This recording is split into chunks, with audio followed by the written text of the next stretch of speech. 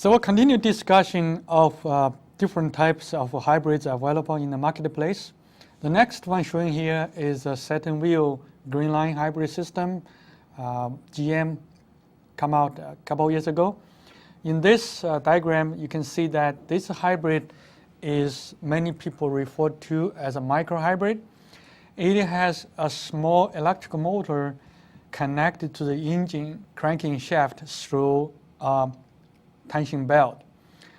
So that tension assembly would give you some assistance during start of the vehicle. There's a nickel metal hydride battery pack at the back, behind the back seat of the vehicle, which is also a very small battery pack. The motor itself is a closed pole type PM, but it's a PM, it's a closed pole type motor, which is rated only at 4 kilowatts. So therefore, for this type of vehicle, it's not likely to become a plug-in hybrid because that motor is merely used to assist starting the vehicle. So that's the one. Also, because of smaller size of motor in the engine, you get some advantage. For example, very low cost increase, maybe about a couple $100 increase in the vehicle cost, but then you also get smaller percentage of fuel economy, maybe 5% over all the vehicle system. So the next few slides, we're going to move on to discuss a few more complex hybrid systems.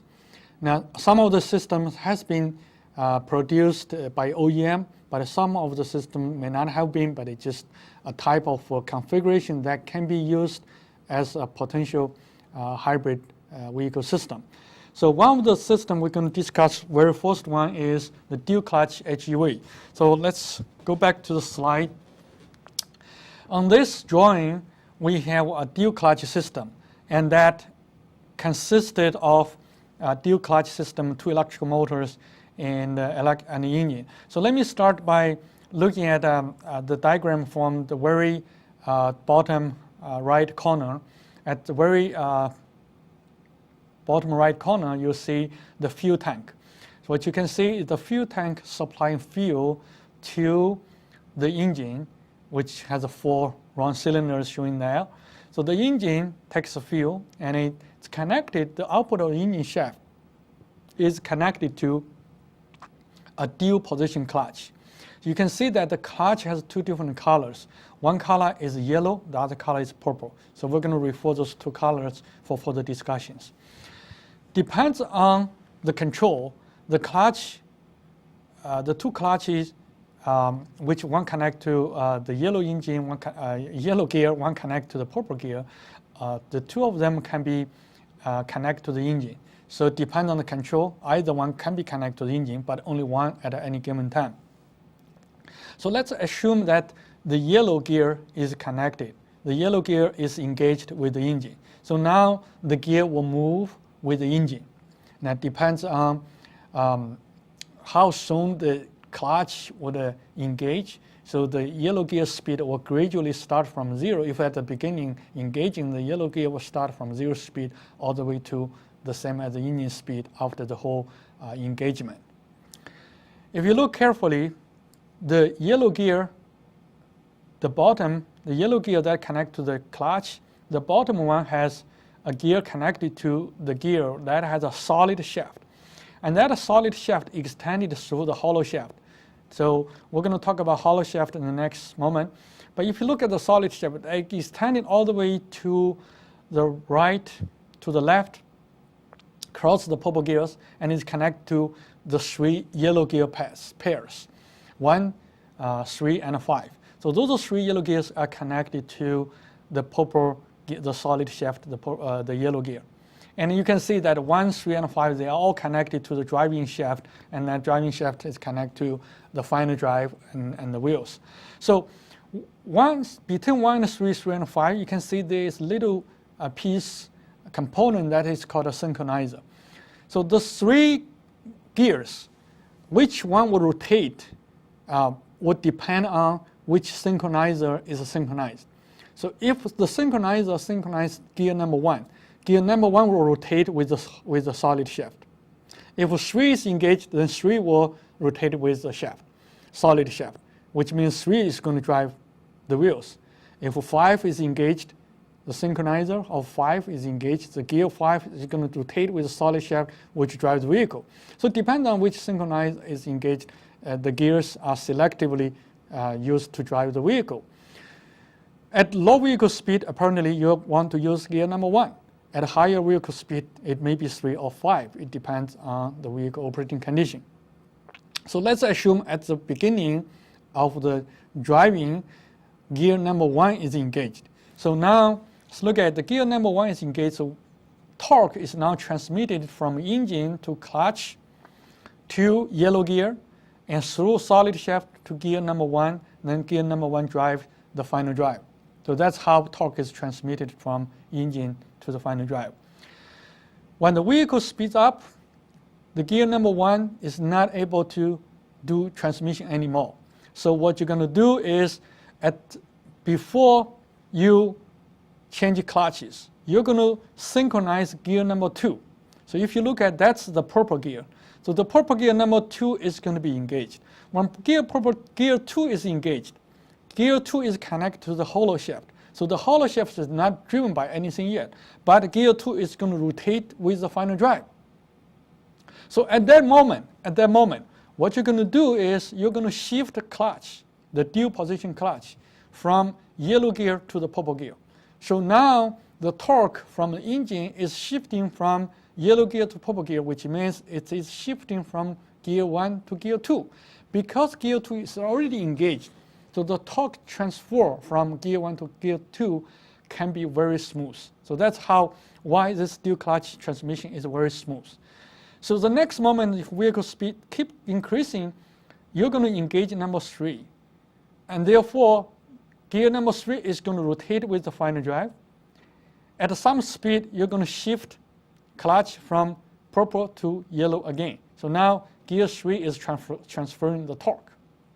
So you do the same thing for 4, 5, and 6. So this is a 6-speed, like a 6-speed manual transmission, but the gear transfer is done by automatic control devices, not by manual by the driver. So this is called a dual clutch. It's like automatic transmission, but it's like a manual transmission in performance. So in this system, because you have 1, 3, and 5 as a one set of gear, 2, 4, 6 is another set of gear. Each set of gear is connected to the clutch, which is connected to the engine. So now we add 2 electrical motors, one added to the yellow gear pair on top. If you look at above the clutch, there is a yellow gear connected to the output of the engine shaft. There is another purple gear also connected to the output of the engine shaft, but again, it's to the clutch, it's not to the engine, directly to the engine shaft. So those 2 electrical machines are connected. Yellow connected through the solid shaft to the yellow gear. Purple is connected from hollow shaft to the purple gear. So now if you are driving on the yellow gear, you can operate the yellow motor. So the yellow motor will provide additional assistance to the vehicle driving. So if we are operating on the purple gear, you can engage purple gear. You can drive the purple motor. So the purple motor will provide additional driving torque to the vehicle system. So this is perfectly a parallel operation. Anytime the vehicle is driven by a set of gears, you turn on that corresponding electrical motor. However, since you have 2 electrical machines and 2 sets of gears, it is possible to use this system as a series hybrid. The operating will be one of the motor is running as a generator, but the other one is running as a motor. So what we're going to do is, let's switch back to the diagram. In a series operation, we're going to engage, as an example, we're going to engage the purple gear with the engine. So engine is driving the purple gear. So the purple gear is driving the purple motor. So the purple motor becomes the generator to generate electricity. Then that electricity is delivered to the yellow motor. So the yellow motor is driving the yellow gear, and then the yellow gear is driving 1, 3, or 5, any one of the 3 gears. And that one of the 3 gears is synchronized to the final drive. So torque is transmitted from one or 3 or 5 to the final drive. Now, we don't synchronize 2, 4, and 5 because we are going to use 1, 3, and 5 to drive the vehicle. So in this case, the energy flow is from engine to purple gear to purple motor to yellow motor, then to yellow gear to the final drive to 1, 3, or 5. So that's in the series power flow. The engine is not directly driving the vehicle, but the electrical motor. So you can see that this system is very flexible. You can use either as a parallel or as a series operating. Now, there are some other parts in the system. If you look carefully, the voltage pack is about 300 volts. Apparently, depends on the vehicle design, can be higher or lower. The pump, fans, sensors, actuators, controllers, they're all part of the vehicle system. And then on the top right corner, you can see there's low temperature radiator, there's high temperature radiator with a fan. So that's, again, very similar to any other hybrid vehicle design. And then at the very top right corner, you can see the thrust control by wire, which means in all of the hybrid systems, the 2 pedals that you have, the braking pedal and acceleration pedal, they are not mechanically linked to the actual device itself. For example, the braking pedal. When you're pressing on the braking pedal, you're pressing on a sensor. You're not pressing on the hydraulic braking or the regenerative braking. You're actually generating a braking demand, and that demand is censored and sent to a controller, and then the controller will calculate how much braking power demand is requested, and it distribute between regenerative braking and hydraulic braking. Similarly, when you press on the acceleration pedal, you are not directly controlling the throttle of the engine. You are actually pressing on a sensor, and the sensor will send out information to the controller, and the controller will decide how much power is requested to drive the vehicle. And based on vehicle condition and the component condition and your request, it's going to distribute the power between the electrical motor and the engine. It could be just the motor running, or just the engine running, or both running, or one as a engine running and then motor as a generator. So it really the drive-by-wire control system in hybrid electrical vehicle system. So this is a dual clutch system that was developed a few years ago, and apparently it's not been built into any actual commercial available vehicle yet, but due to the advantage of such a system, it's eliminating the traditional transmission, CVT, automatic transmission, and so on. So this system could become very popular in the next couple of years because of the advantages that we explained. And the system is also a lot cheaper than a traditional CVT installed in a hybrid vehicle system. So that's something it should happen. And I have heard that there are countries in Asia that are working towards developing marketable model based on dual clutch systems. In the North American market, apparently because maturing the infrastructure to manufacture automatic transmission in CVTs, so dual clutch may not become popular because of the existing infrastructure that we already have. The next drivetrain we're going to discuss is the GM 2-motor hybrid, and this is a patent filed by GM many years ago, and it's also the topology that is used in many of the GM, Chrysler, and BMW hybrid system. A number of years ago, the 3 companies built a joint venture collaboration to develop powertrain systems to be used by each of the participants. So right now, a number of 2-motor hybrids are available from GM, Chrysler. And this is the basic, this diagram shows the basic topology of that system. Now again, we're going to start to look at from left to right. So from the very left, there's an engine, and between engine and the planetary gear, there is a clutch 16.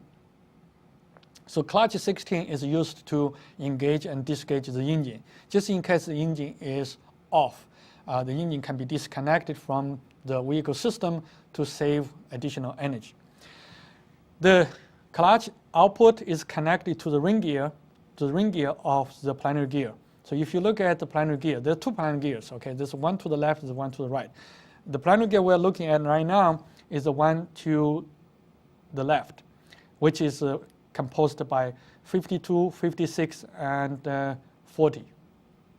Okay, so you can see that the gear, if you look at 40 or 50, the 50 is connected, that's the ring gear, that's connected to the engine output or the clutch output, which is the same thing. The carrier, 56, is connected to a solid shaft. And if you look down to the right, the solid shaft all the way connected to 18, where 18 is connected to the final drive, which means the carrier is connected to the final drive. And then let's come back to the planar gear again. If you look at the center of the planar gear, 52 is the sun gear. So the sun gear is connected. The sun gear is connected to electrical motor 1. And electrical motor 1 is 26, 26. So 26, you can see that's the electrical motor. The top two wires are connected to the ECU, which means you're going to take power to control the electrical motor. But the inside, the rotor is connected to 52, which is sun gear. So right now, if we don't look at the rest of the vehicle yet, you can say that engine is connected to ring gear, motor is connected to sun gear, carrier is connected to the output. Therefore, this is a speed coupling system. A speed coupling system.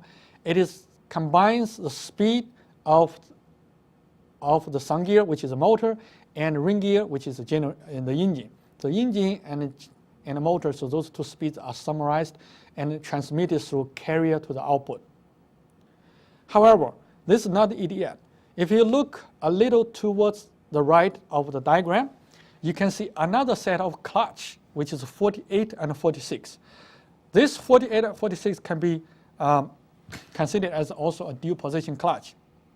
Well, when you engage 48, the rotor of motor 1 is connected to the ring gear of the second planar gear system.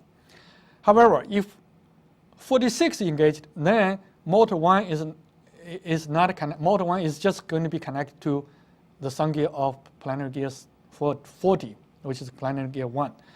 And then 42 or 58, if you look at 58, the ring gear of the second planar gear will be grounded by 46. So 46 means it's going to lock the ring gear of planar gear number 2. Okay.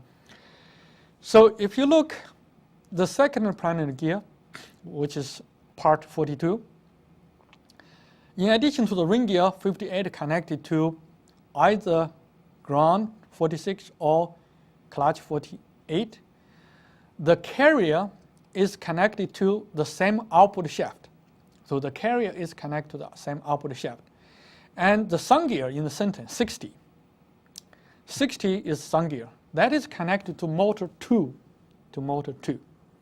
So think about this. What happens when motor 2 is running, but the ring gear is grounded?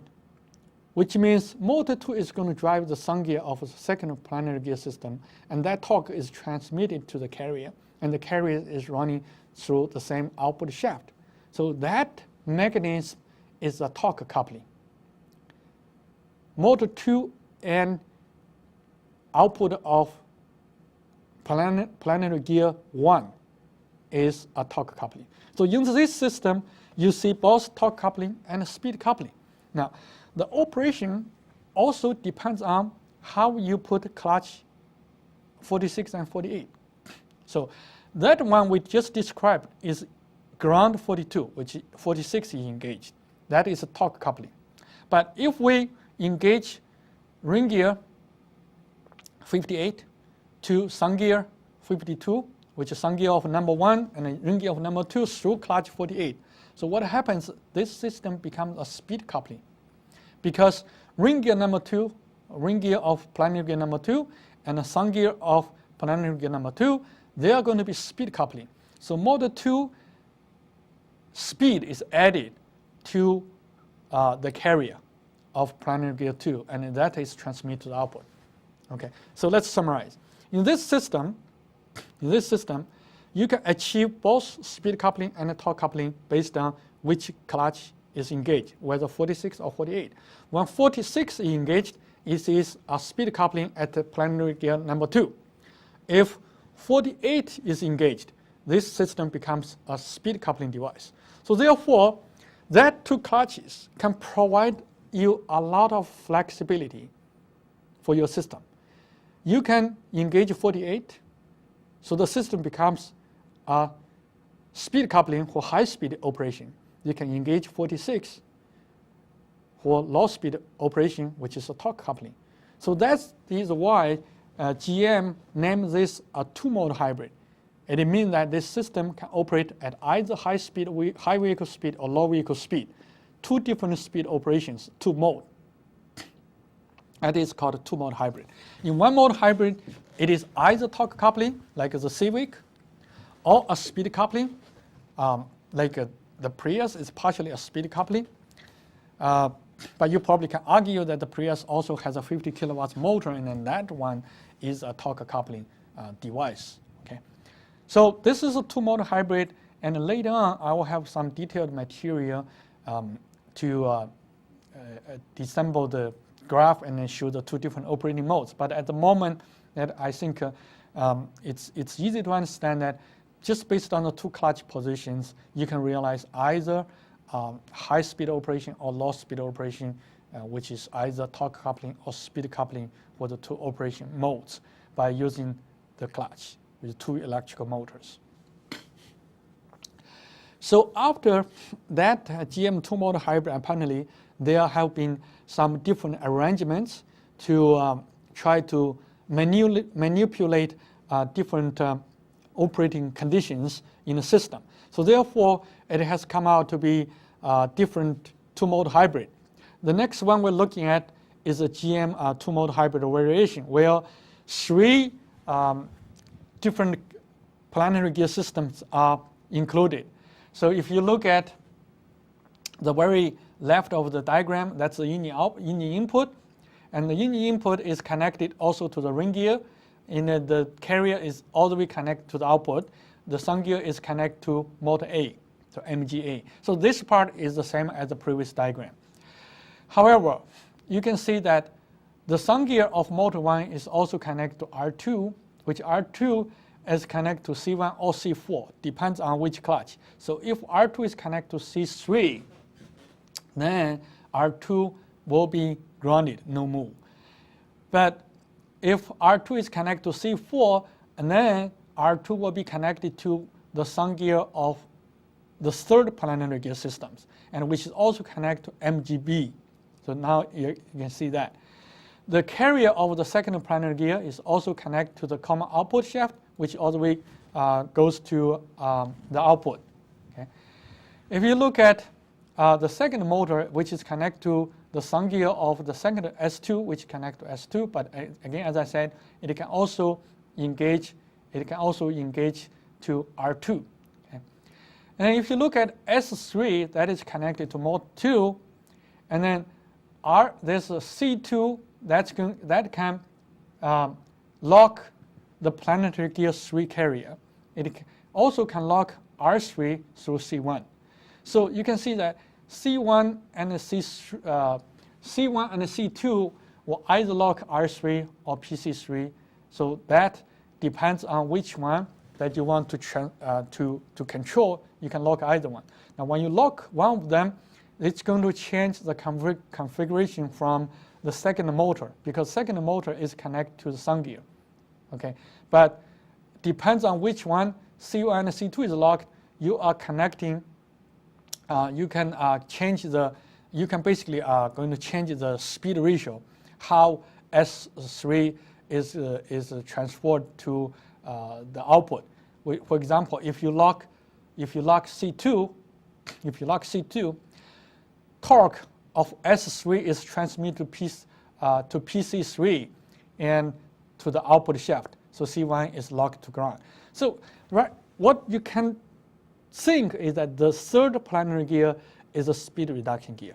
in this configuration, just so that you can use a much higher speed electrical motor for your system. Okay. The next one we'll be talking about is a design that was developed at University of California, Davis by Professor Che. Professor Che looked at the different designs available for hybrids, and he developed this multi-mode hybrid. It's not only two-mode now, it's a multi-mode. Other thing about this hybrid that it only uses one electrical machine instead of two to realize a multi-mode operation. In this configuration, if you look at the diagram, it also involves two planetary gears and two clutches and two locks. The locks can also be considered as a clutch. So if you look at the right hand of the diagram, there's an engine that is connected to C1 and C2. So either C1 or C2 will be engaged at any given time. So if C1 is engaged, the power of C1 or the power of the engine is transmitted from C1 to 2. You can see the path. And 2 is connected to 7, which is a carrier. And then the power of the engine can be split between the ring gear and the sun gear. So if you look carefully, the sun gear, which is number 1, is all the way through to the motor. The ring gear, though, is connected to the carrier of the second one, but then it's also connected directly to the output. So basically, if you engage C1, you're running as a CVT mode, because the electrical motor runs the sun gear, the ring gear runs the output. That's very similar to the previous configuration when you don't have the second motor here yet. So the motor in this case can be either motor or generator, depends on the vehicle speed and the engine speed control. So that's one operating mode. A second mode would be if C2 is engaged. Now the engine torque is transmitted from C2 to number 4. Number 4 is the ring gear. You can see that the ring gear is connected to engine now, and the carrier, which is number 6, is connected to the output. But the sun gear is connected to the electrical motor. So right now, you are also running in the CVT mode, but you're summarizing the speed of the motor and the engine to get the output. So apparently, this when C2 engage, this is the most suitable for aiding power of the two input devices. Okay, that's a second mode. You basically can also engage C1. You can engage C1, and now I will tell you you can do many other modes. Now let's look at it. If C1 is engaged, now C1 is driving number 2, and what we're going to do is number 2 is going to drive both. You can see the ring gear and the sun gear. So sun gear is going to the motor, and the ring gear is going to the final drive. Because we have B2 here, we can lock B2. If we lock B2, the motor will not move, which means sun gear number 1 is not going to move. So if sun gear number 1 is not going to move, engine will be able to drive carrier number 2, torque is transmitted to ring gear number 6, and it goes all the way through to the final drive. So in that case, you're running in the engine alone mode, and the speed is in a kind of transmission mode, right? Because the speed is reduced from engine to the output through the set of gears. If you combine different locks and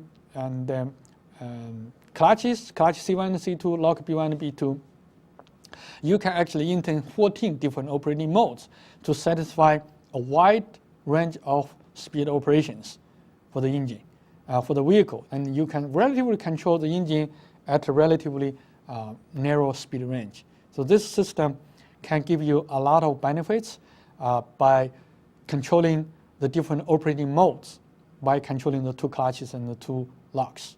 And with one electrical machine, you can realize all different kind of function, because at one condition, you can run as a motor. When the battery charges to some degree, you can switch to another mode, and then you can use the motor as a generator.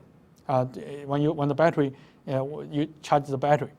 So when battery SOC drops low, you change the motor into a generator mode. So it depends on how you operate. And there's a paper on transactions of the SME mechanical design by Professor Che. You can read that paper. The next design we're going to discuss is another multimodal hybrid. Well, this model is developed by our group at the University of Michigan. And we are using also one electrical machine and one engine to realize different operating modes that is similar to automatic manual transmission. Automatic manual transmission, which is similar to a manual transmission, but it's controlled automatically. But in the meantime, we can realize also a CVT operation in the system. So if you look carefully that on this diagram, we have an engine on the left, and that is driving a solid shaft. And that solid shaft is connected to a number of gears, 1, 2, 3, and 4. So there are 4 gears which is running on a hollow shaft. So what it means is that those 4 gears are not attached to the engine shaft unless synchronizer is doing something. So you can see that between 1 and 2 there's a synchronizer, between 3 and 4 is a synchronizer. If a synchronizer is in the neutral, the engine does not drive 1, 2, 3, or 4, or any gear. But if a synchronizer is synchronized to gear number 1, the engine is going to drive gear number 1. And that gear number 1 is connected to the output shaft. So engine is driving the output, it's driving the vehicle. So in that case, we have the engine on high speed, high gear ratio, where it's suitable for low speed operation. Now, at the meantime, if you look to the right, there's an electrical machine. And the electrical machine is connected to also a gear. And there's a synchronizer at that place as well. So if the synchronizer is synchronizing the motor, so the motor will be also driving the output shaft. That's on the right. So at that time, you are combining the torque of the engine and the motor to drive the vehicle at very low speed operations. So that's a typical torque coupling, and it's suitable for low speed operations. At the meantime, you can synchronize gear number 2, or gear number 3, or gear number 4. So by automatically controlling the synchronizer position, you can match vehicle speed. You can match vehicle speed with the vehicle speed in this 4 different speed range. So that's like an automatic manual transmission. That's one operating mode. Even though you can have different gear ratios, but that's one different mode, one operating mode. A second mode is that synchronizer 1, 2, 3, and 4 are all neutral. So at this time, you can see 1, 2, 3, and 4 are neutral. They are not spinning with the shaft. But the engine shaft is all the way driving the carrier of the planetary gear. So the planetary gear, the carrier of planetary gear is driven by the engine. And then the ring gear, you can see the ring gear of the planetary gear is connected through gear number 4 to the final drive. So the ring gear is actually going to drive the final drive. But in the meantime, you see that the sun gear is connected through the synchronizer to the electrical motor. So the electrical motor now can become a motor or a generator depending on vehicle speed and engine speed. So this one is a very typical electrical CVT. So the carrier is driven by the engine, sun gear is driven by the motor, the ring gear is driving the final drive. So that's very typical CVT mode. Now, apparently, you can also do engine alone or motor alone, or you can do combined. You can do CVT, and you can do regenerative braking. So all the different modes can be realized in such a system. So again, this system uses one electric machine, but you can realize different operating modes. In addition to the CVT mode, you can have 4 fixed gear ratios, which you can set the motor idle if you don't, on highway driving, you can set to one of the gears, and you can set the motor idle. So you're directly using a manual transmission, like a manual transmission to drive the vehicle. You can achieve a much better fuel efficiency, because in a planetary gear-based hybrid, there's always an electrical generator running, and then you're always running a planetary gear system, and your efficiency can get fairly low. And I can tell you, many of the planetary gear system, when they are spinning, not driving anything, when they're spinning, you can easily get 2 to 3 kilowatts losses in the system. So you can see that by using the system where we are discussing here, you can basically increase the system efficiency for highway driving. But in local low-speed driving, you can take advantage of the CVT. So that's what this system is all about. And then let's move on to the next one, is a Timken two-motor hybrid. The Timken two-motor hybrid is also two-motor hybrid because, again, they also have the high-speed and the low-speed operating modes to realize. So if we look on this diagram, there are two electrical machines, there's an engine. Okay? And then if you look at on the left hand of the diagram, the one marked as output is the one connected to the final drive. The one marked as an input is the one that is connected to the engine. So they marked the input and output both on the same side of the drawing, that's okay. But basically what it is that you put the engine and the driving shaft somewhere in the layout. So the engine is connected to the input, and then that is connected to R1. That is connected to R1, the planetary gear number 1 ring gear. So R1 is connected to engine. And the output shaft, you can see, is connected to the carrier, C1, okay, CR1 or CR1. So that's the carrier. The sun gear of S1 is connected to ring gear of second primary gear system. And the ring gear of the second primary gear system is also connected to E1, electrical motor 1. So now you can see electrical motor 1 to R2, then to S1. So ring gear R1 connect to engine, so motor 1 speed can be added to engine 1 speed and added to CR1 output. So now the output can add the speeds of E1 and engine speed. If you look further at the second planetary gear, where S2 is connected to E2. So E2 is driving S2. So S2, so now because R2 is connected to E1, so if motor 1 and motor 2 both are running, their speed also summarized and added to the carrier, and you can see the carrier is also connected to the output, connect to CR1, but then also connect to the output. So that's how it operates on these two electrical motors and two planetary gear systems.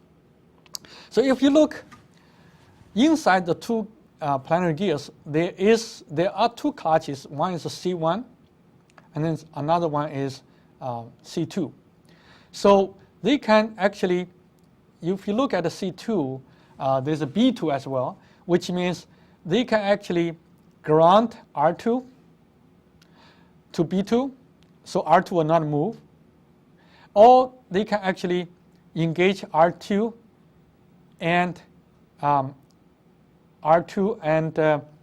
electrical motor 1. So in that case, R2 will be moving. So therefore, that depends on C2 and R2. The electrical motor 2 can be either stationary or it can be driving R2. Okay. If you look C1, that C1 can actually engage CR1. Okay. It can also disengage CR1. If it's disengaging CR1, and then the whole system will be driven by CR2.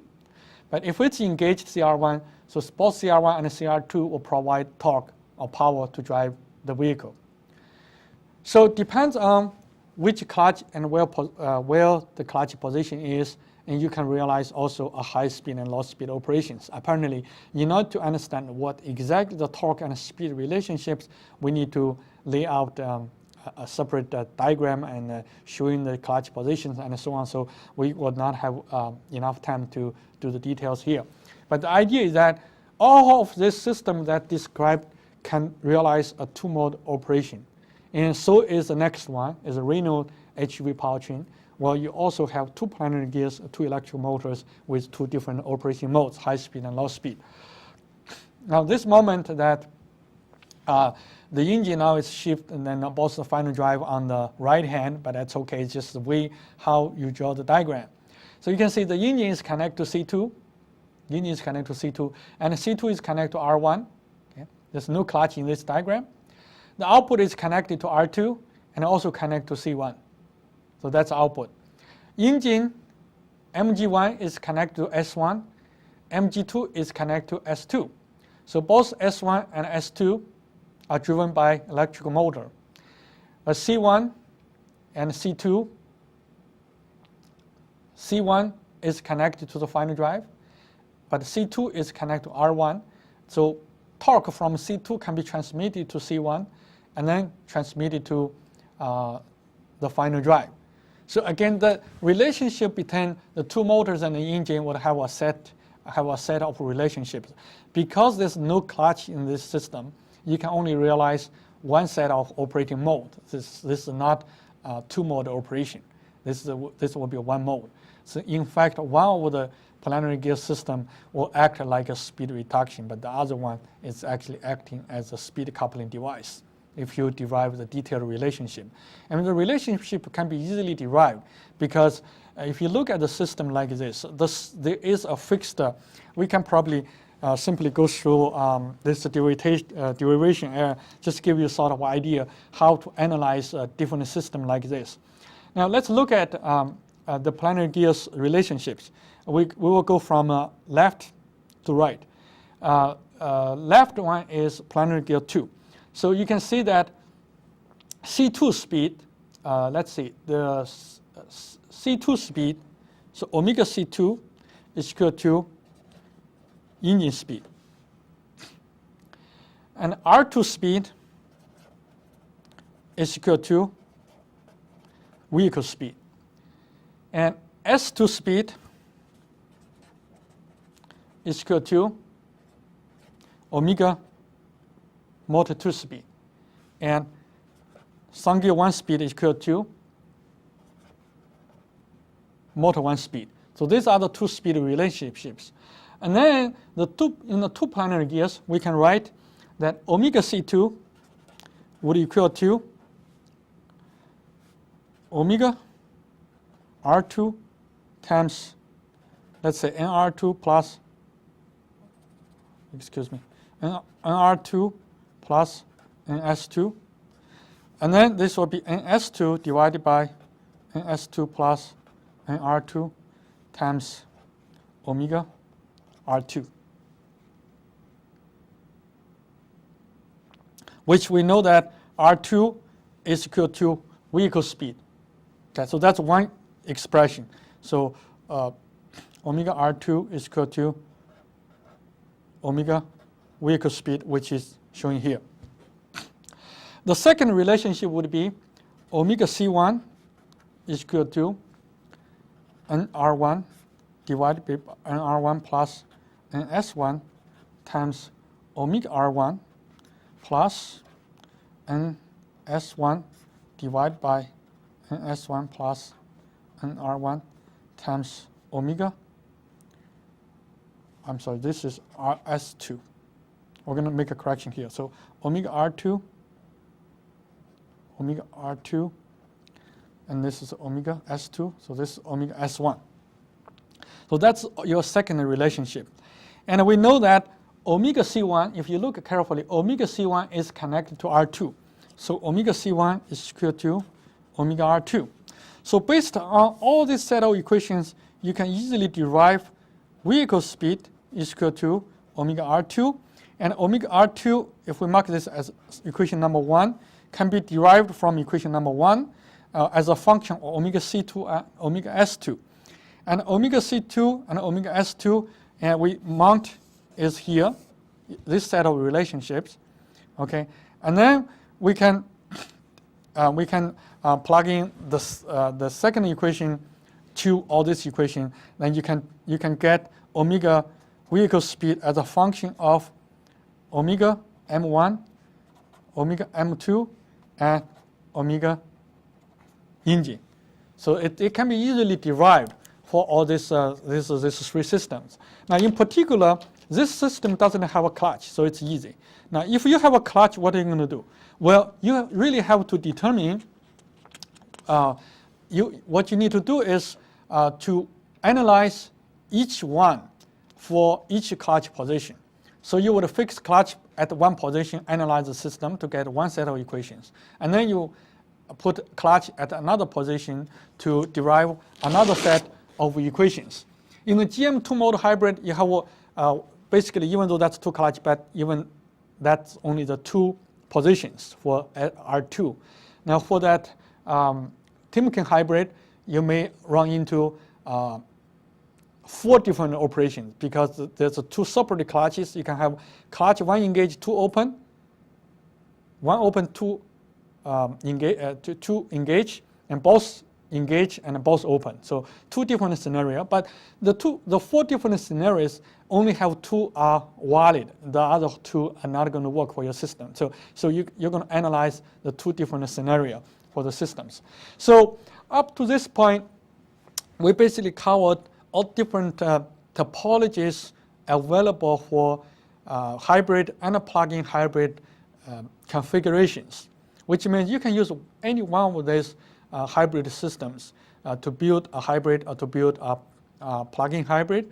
You can build your powertrain. Now, of course, some of the patents are owned by some suppliers or some OEMs, original equipment manufacturer. We refer to the auto car makers. The suppliers, they supply components to the OEMs. So those two, and all these designs couldn't be owned by some companies. So therefore, it may not be free to use. But some of the diagrams may be available already, or the patent may have already expired. So you can basically find the system. But all these topologies, again, they are only showing the operating principle. In order to realize detailed control, to control the clutch, to control the synchronizer, there is a lot of additional effort in real life. And you have to design the control system that would operate such a powertrain. So in any case, no matter which powertrain you're going to use for your hybrid, for your PHEV, you're going to need motors and power electronics for your system. You may need 2 or 3 or 1 electrical motor and associated power electronics for your hybrid, plug-in hybrid vehicle system. So this portion is new. Traditionally, our vehicles, conventional vehicles, whether powered by gasoline engine or diesel engines, they don't have powertrain motors. You may deal with smaller DC electrical motors that